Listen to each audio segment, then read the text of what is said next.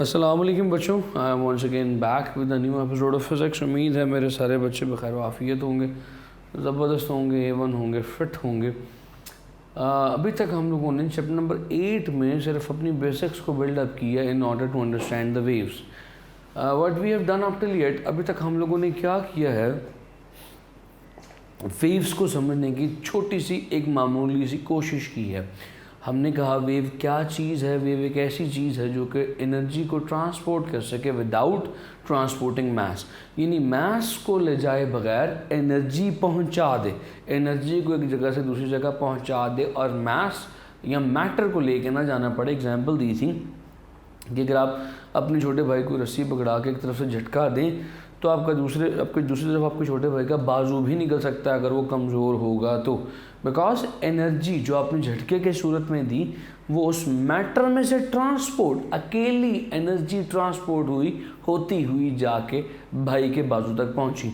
इसमें matter transport नहीं हुआ। ऐसा नहीं कि आपने रस्सी को झटका दिया और रस्सी के साथ साथ और 10 चीज़ें और कमरे की चली गई, नहीं, सिर्फ एनर्जी गई है। इवन वो रस्सी भी वहाँ की वहाँ पे ही रुकी हुई थी, वो ट्रेवल नहीं की, सिर्फ एनर्जी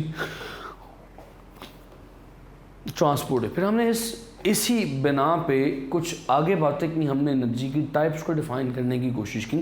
कुछ वो एनर्जीज हैं जो कि मीडियम रिक्वायर करती हैं, जैसे ये रस्सी में पैदा होने वाली वेव रस्सी रिक्वायर करती है। अगर रस्सी हो ही ना तो वेव कहाँ पैदा होगी, ऑब्वियसली पैदा नहीं हो सकती।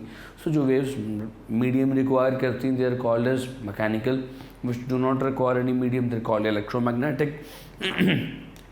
फिर वाइब्रेशन के लिहाज से उनकी टाइप्स पड़ी कि जिनमें वाइब्रेशन जो है वो पैरेलल है, they are called as longitudinal, जिनमें वाइब्रेशन परपेंडिकुलर है, they are called as transverse. फिर आगे चलते गए, फिर हमने प्रोपगेशन के हवाले से बात की।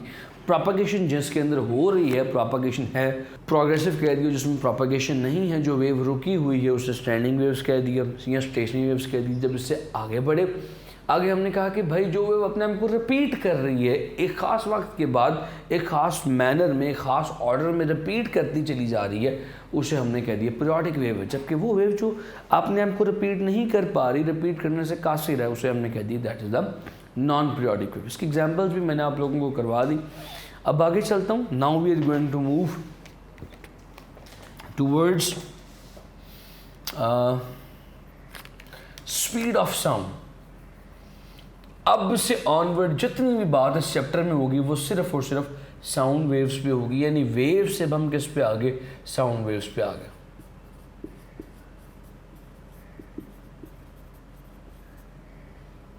Sound is a wave type of mechanical और इलेक्ट्रोमैग्नेटिक। ये कौन सी वेव है, ये इलेक्ट्रोमैग्नेटिक है या मैकेनिकल है? तो थोड़ा सा ऊपर लिख देता हूँ, इट इज़ मैकेनिकल वेव। इसके तारुफ में मैकेनिकल वेव की एक किस्म है, ये लॉन्गिट्यूडिनल है, ये ट्रांसवर्स है, अभी पढ़ा हम लोगों ने। So it is as well as it is transverse wave.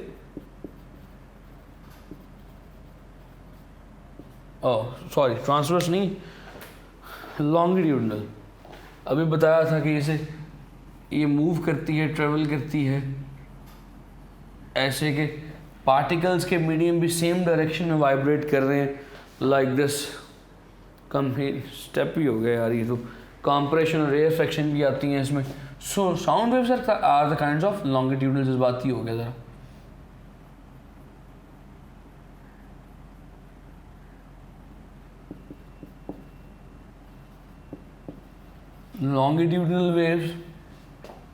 Longitudinal waves की टाइप्स हैं। हाँ जी, तो एक बात तो समझ में आ गई कि sound waves would not be propagating without the presence of medium. ये मैकेनिकल वेव है तो लिहाजा इसे मीडियम की ज़रूरत है, ये मीडियम डिपेंडेंट है। साउंड इज मीडियम डिपेंडेंट, ये मीडियम पर डिपेंड करती है। अब मीडियम होते कितनी किस्मों के हैं हमारे पास साउंड के लिए? इस दुनिया में कितनी किस्मों के मीडियम हैं, सोचिए ज़रा। यहाँ तो साउंड ट्रेवल कर सकती है हवा में से, air is a medium. Air बोले तो गैस एक मीडियम है। फिर एक और मीडियम ये है, पानी के अंदर आप सर डाल के कुछ बोलने की कोशिश करें तो पानी के अंदर भी वेव ट्रेवल करती है। सो पानी बोले तो liquid.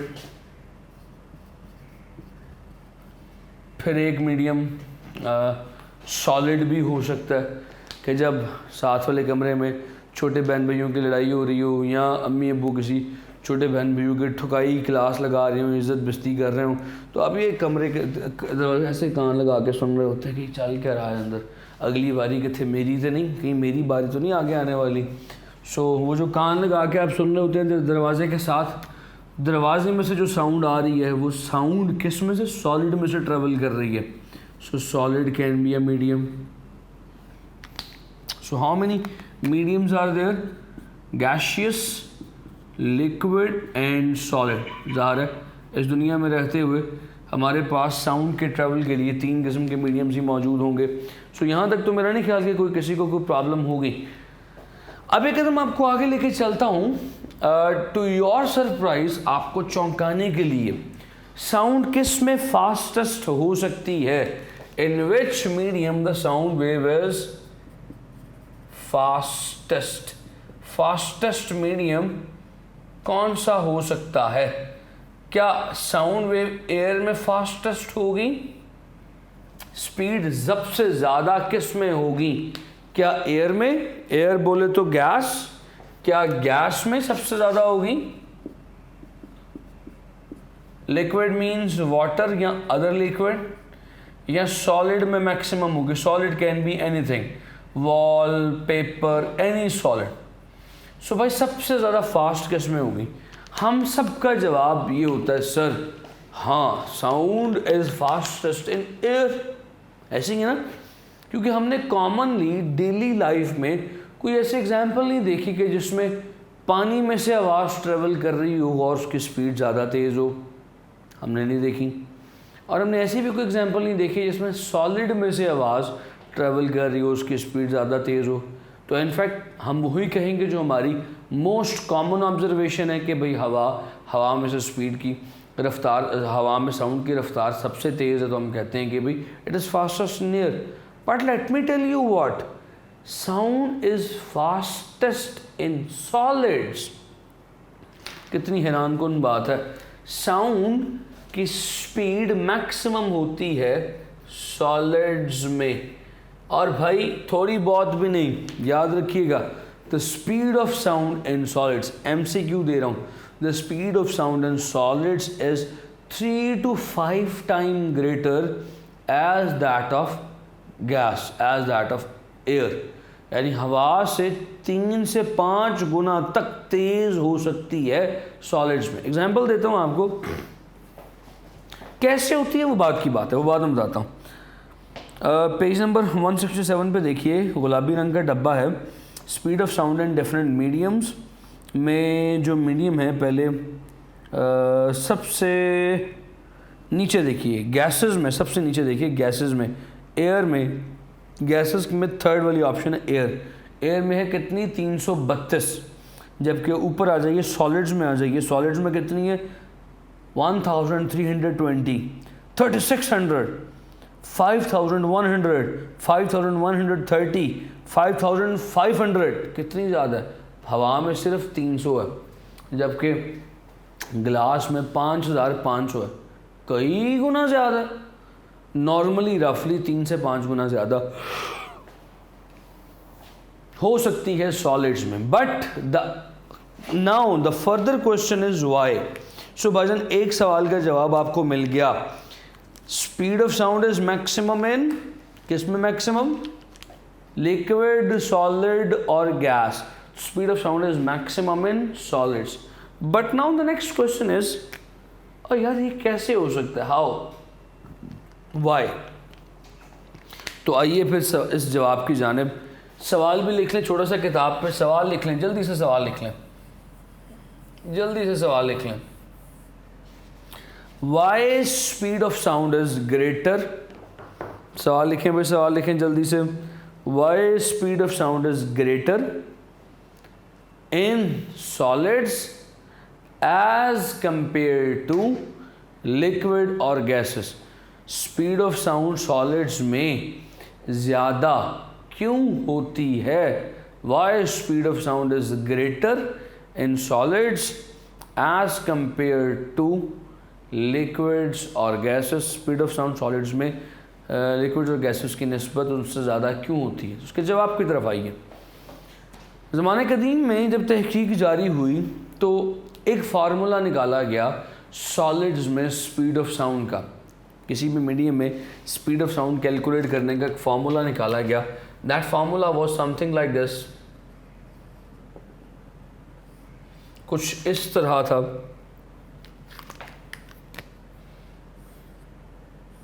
V is equals to under root E over rho. अब ये फॉर्मूला आ गया वेलोसिटी का। इसमें E क्या है? E बोले तो elastic modulus. E is elastic modulus. ये वही इलास्टिक मॉडुलस है जिससे आपने चैप्टर नंबर 7 या चैप्टर नंबर 7 में शायद पढ़ा था, 9th क्लास में, यंग्स मॉडुलस के नाम से। ये होता है स्ट्रेस ओवर स्ट्रेन के इक्वल। जबकि व्हाट इज रो? रो बोले तो डेंसिटी। डेंसिटी होती है मास ओवर वॉल्यूम के इक्वल। अच्छा, ये जो फॉर्मूला है this is for the velocity of sound. पहली बात तो ये हमें एमसीक्यू के लिए जो समझनी है वो ये है, इस फॉर्मूले की जो डायमेंशंस निकलेंगी वो मीटर्स पर सेकंड निकलेंगी, वेलोसिटी की इक्वल निकलेंगी। इतनी बात तो हमें समझ में आ गई। ये फार्मूला क्या कहता है? ये फार्मूला ये कहता है कि जो E की वैल्यू है, इलास्टिक मॉडुलस की जो वैल्यू है सॉलिड्स के लिए वो बहुत ग्रेटर होती है। Elastic modulus for solids is very very greater, is huge. वो बहुत ज़्यादा बड़ा होता है। यानी इवन मैं आपको एग्जांपल देता हूँ, जो स्टील है या जो आयरन है उनका E इलास्टिक मॉडुलस जो है उनकी E की वैल्यू 10⁻⁶ से लेकर 10⁻⁹ के ऑर्डर की होती है। इतनी ज़्यादा होती है। इलास्टिक मॉडुलस उनका इतना बड़ा होता है, यानी 10⁻⁶, 10⁻⁷ न्यूटन पर मीटर स्क्वायर। यानी इतनी बड़ी वैल्यू होती है कि 10⁻⁶, 10⁻⁷, 10⁻⁸, 10⁻⁹ तक जाती है। गीगा पास्कल्स, मेगा पास्कल्स तक जाती है सॉलिड्स के लिए।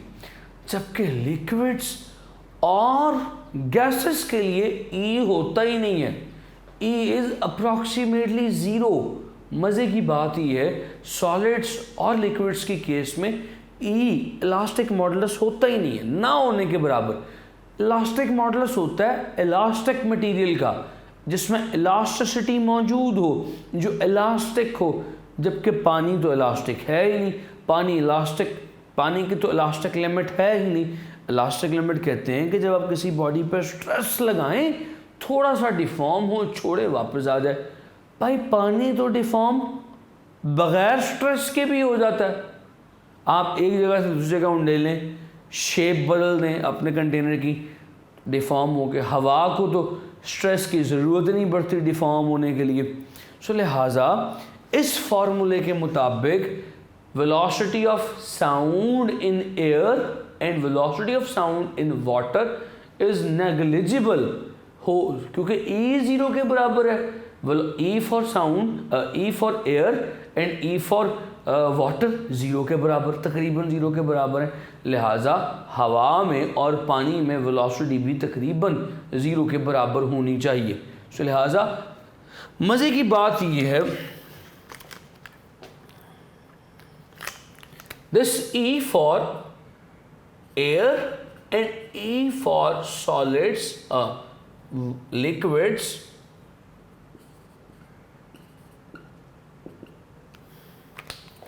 वो मज़े की बात आ गई, is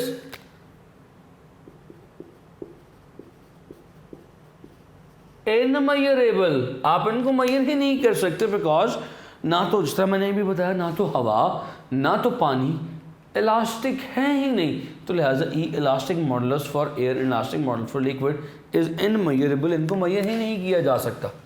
सो फिर क्या किया गया, एक नया फार्मूला तरतीब करने की कोशिश की गई जिसमें आप for liquids and for gases E की वैल्यू को फाइंड आउट कर सकें। लीजिए, उस फार्मूला को करने से पहले उस सवाल का जवाब दे दें जो मैंने आपको भी लिखवाया कि why speed of sound in solids is greater than speed of sound in liquid और गैसेस। सो भाईजान, इसके जवाब में पहला पॉइंट लिखिएगा। इसके जवाब के 2 पॉइंट्स हैं। इसके जवाब का पहला पॉइंट लिखिएगा, मैं लिखवाता हूँ, लिखते जाइएगा। पहला पॉइंट है सेटिंग डाल के, velocity of sound is directly proportional to the under root of elastic modulus V, पे साथ ही लिख दीजिएगा V is directly proportional to the under root of elastic modulus, ऐसे इस फार्मूले के मुताबिक देखो, and elastic modulus of solids is very huge, बहुत बड़ा होता है।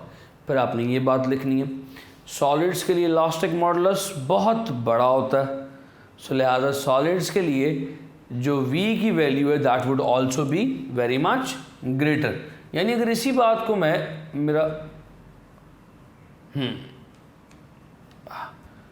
द बटन वॉज अनटाइड, हाँ, अगर इसी बात को मुझे लिखना पड़े फार्मूले की शक्ल में तो मैं लिख सकता हूँ अंडर रूट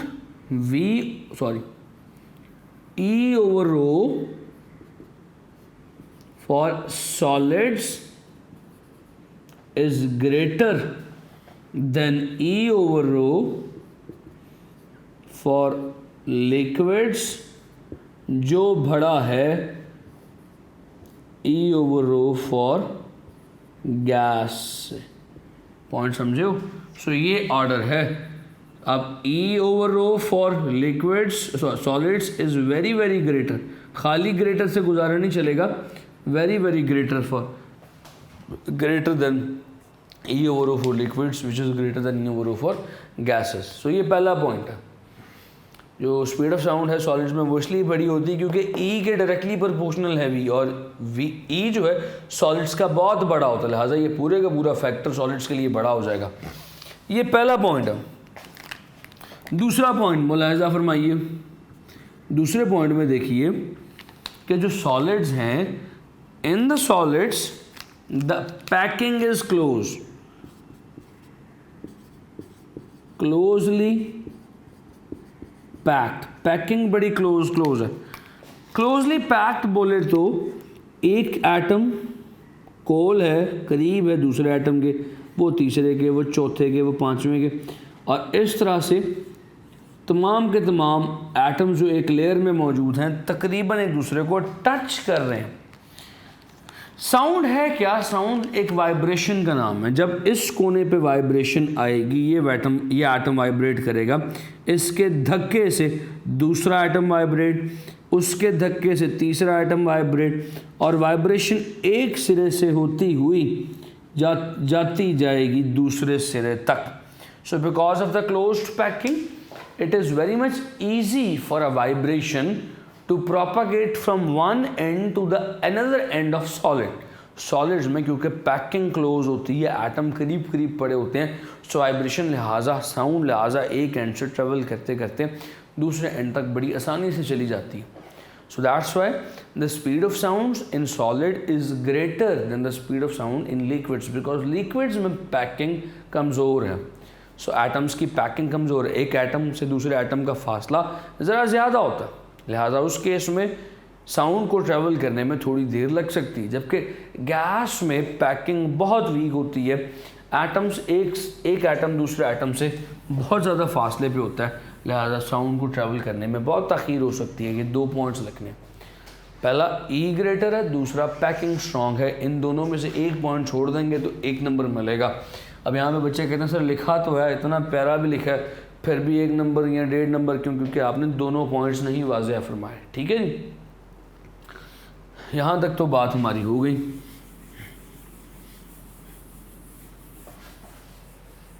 बस 1-2 जुमले और आपके साथ फिर आज की महफिल को बर्खास्त करेंगे। आज की महफिल को ख़त्म करेंगे फिर।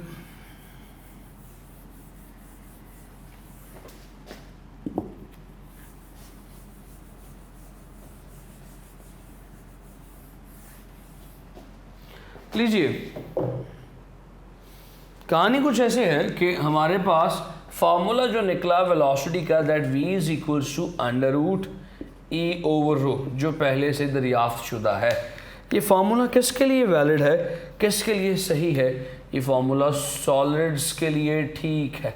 मैंने कहा कि E for gases and E for liquids is not measurable, तो लिहाजा इस फार्मूले से आप लिक्विड में और गैस में speed of sound find out नहीं कर सकते। टॉपिक का नाम है speed of sound in air.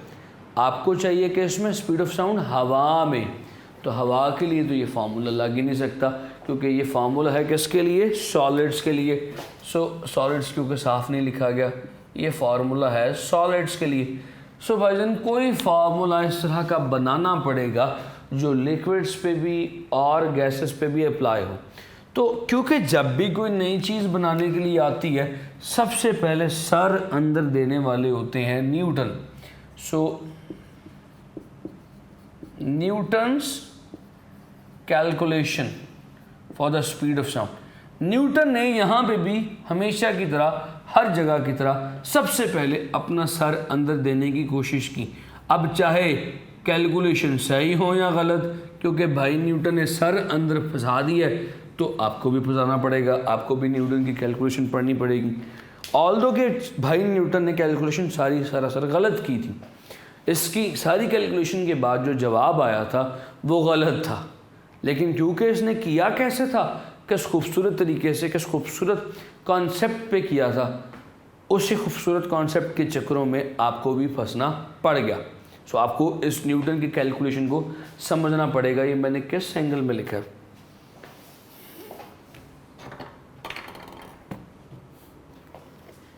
सो आइए भाई न्यूटन की कैलकुलेशन शुरू करते हैं।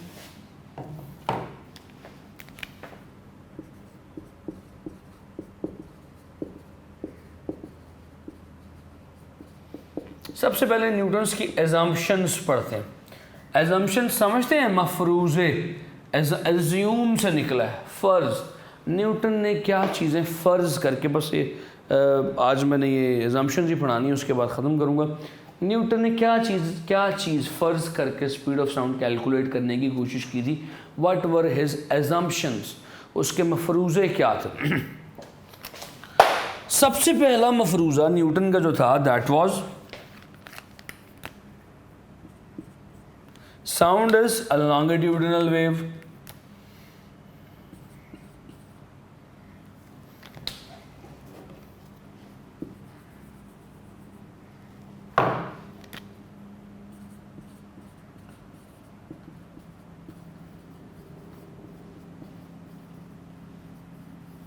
साउंड एक लॉन्गिट्यूडनल वेव है, और ये मफरूज़ा उसका बिल्कुल ठीक था। सो साउंड अगर लॉन्गिट्यूडनल है तो कैसे मूव करेगी? कंप्रेशन और रेयरफ्रैक्शन में।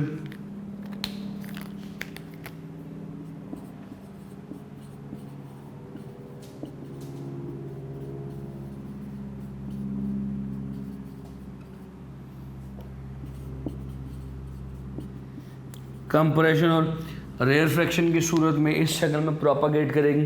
ये दूसरा मफरूज़ है, क्योंकि अगर लॉन्गिट्यूडनल होगी तो ही कंप्रेशन और रेयरफ्रैक्शन आएंगे, क्योंकि आपने पढ़ा कंप्रेशन और रेयरफ्रैक्शन किसकी पहचान है? लॉन्गिट्यूडनल वेव की।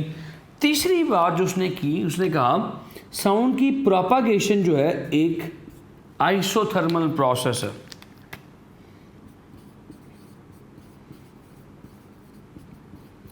Propagation is isothermal. ये आइसोथर्मल क्या चीज़ है? ये किस नई चीज़ का नाम है? यहाँ पे लिखते हैं isothermal. What is isothermal? Isotopes तो पढ़ा था, ये थर्मल कहाँ से आ गया? आइसो बोले तो सेम, थर्मल बोले तो टेम्परेचर, यानी साउंड की प्रोपागेशन जो है एक ही टेम्परेचर पे होती है, इसमें टेम्परेचर चेंज नहीं होता। सो आइसो बोले तो same, thermal means temperature, so sound propagation occurs at constant temperature. ये उसका तीसरा मफरूज़ा था, तीसरी असम्पशन थी। सो इतना बड़ा लिखने की बजाय हम लिख लेते हैं it is just a isothermal process.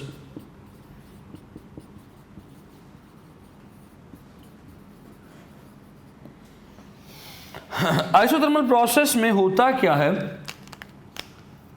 जिस तरह भी कहा, टेम्परेचर रिमेन्स कांस्टेंट,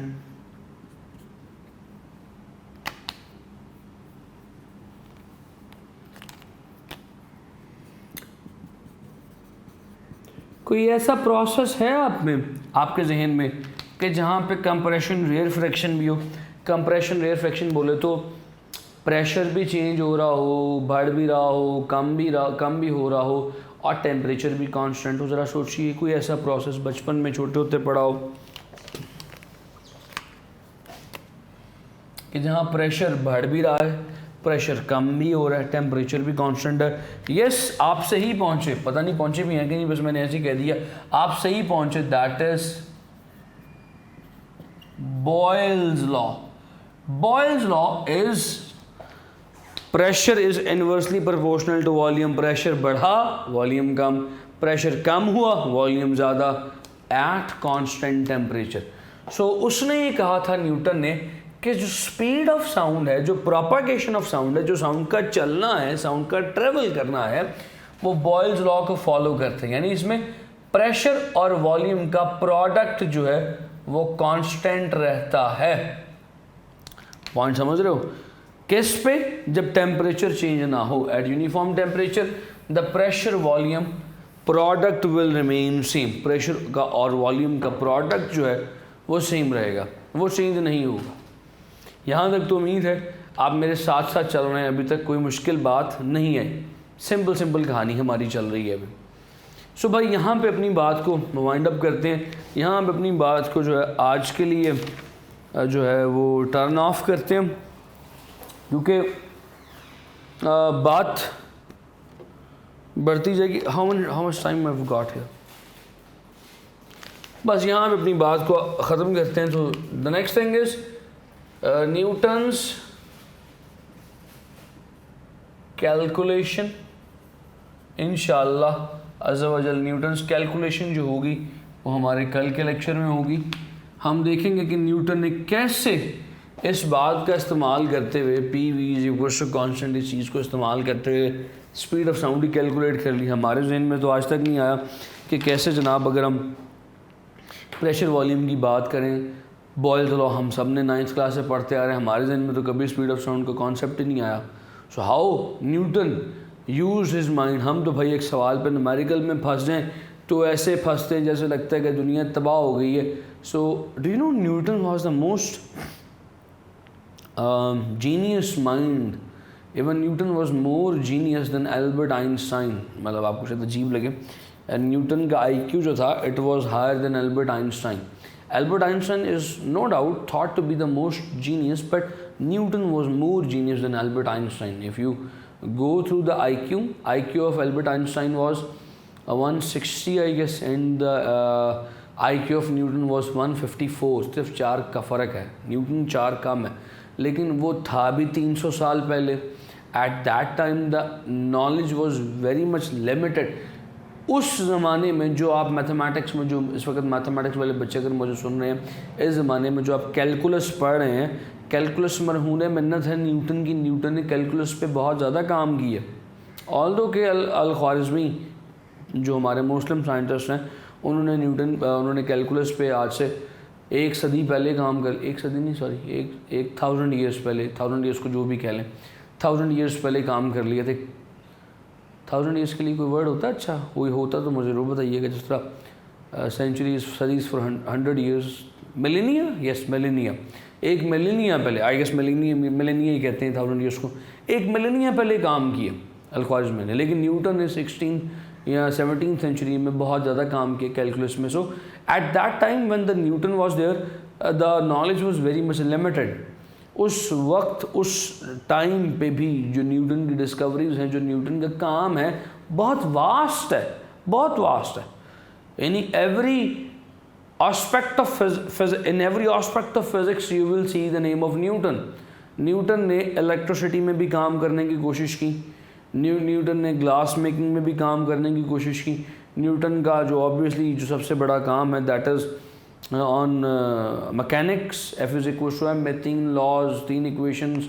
फिर इवन ये काम जो मैंने भी आपको बताया लॉ ऑफ ग्रेविटेशन, फिर इसने कैलकुलस पे काम किया, इंटीग्रेशन डिफरेंशिएशन पे काम किया, फिर उसके बाद स्पीड ऑफ साउंड पे काम किया। So Newton has got very vast field जहाँ पे उसने अपने सर को फंसाने की कोशिश की। ऑल्दो वो बहुत दफ़ा गलत भी हुआ है, बहुत जगह पे गलत भी हुआ है, तो लेकिन उसने काम ज़रूर किया। सो भजन ये भी जो उसका काम मैं आपको पढ़ाऊँगा इसमें भी ऑल्दो कि वो गलत था, बाद में उसे ठीक किया गया, लेकिन क्योंकि उसकी अप्रोच, उसके अजम्पशन क्योंकि अच्छी थी, करेक्ट थी, लिहाजा उसके काम को सराहा जाता है। लीजिए भाई यहाँ पे अपनी बात को ख़त्म करते हैं। Thank you so much, take care of yourselves, अल्लाह हाफ़िज़।